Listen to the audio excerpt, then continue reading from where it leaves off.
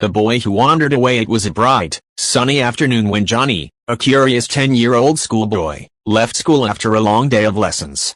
The narrow path leading to his home was familiar, lined with trees and small bushes. His friends walked ahead, laughing and chatting, but Johnny's attention was elsewhere. He had heard stories of a secret stream hidden deep in the bush where colorful birds gathered. His teacher had spoken about nature that day, and Johnny's imagination ran wild. What if he could find its stream and see the birds for himself?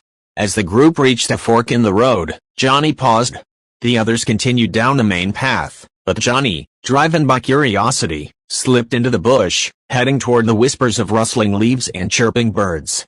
The deeper he went, the quieter it became.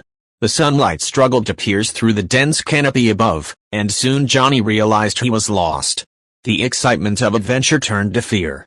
He tried retracing his steps, but every turn seemed to lead him further into the unknown.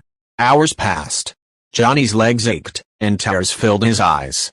He called out for help, but only the echo of his voice answered. As the sun dipped lower, casting long shadows, he sat under a tree, shivering with fear.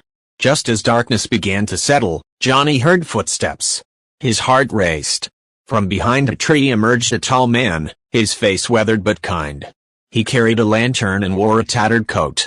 "What are you doing here, boy?" the man asked, his voice deep but gentle. Johnny hesitated, then blurted out his story. The man listened patiently, nodding. "You shouldn't wander off alone," he said. "These woods can be dangerous." The man introduced himself as Mr. Ad, a herbalist who often roamed the forest collecting medicinal plants. He offered Johnny a hand. "Come, let's get you back home." Mr. Ad led Johnny through the bush, his lantern casting a warm glow. The boy marveled at how the man seemed to know every tree and turn. Before long, they reached the main road. In the distance, Johnny's parents and neighbors were searching frantically, their voices filled with worry. When they saw Johnny and Mr. Ad, relief washed over their faces. Johnny's mother ran to him, pulling him into a tight embrace. "Don't ever do that again," she cried, tears streaming down her cheeks. Johnny apologized, promising never to wander off without telling anyone. His father thanked Mr. Ad, offering him food and water. Mr. Ad refused any reward, saying, "A child's safety is more important than anything." That night, as Johnny lay in bed, he thought about his adventure. Though he had been scared, he learned a valuable lesson. Curiosity is good, but safety always comes first.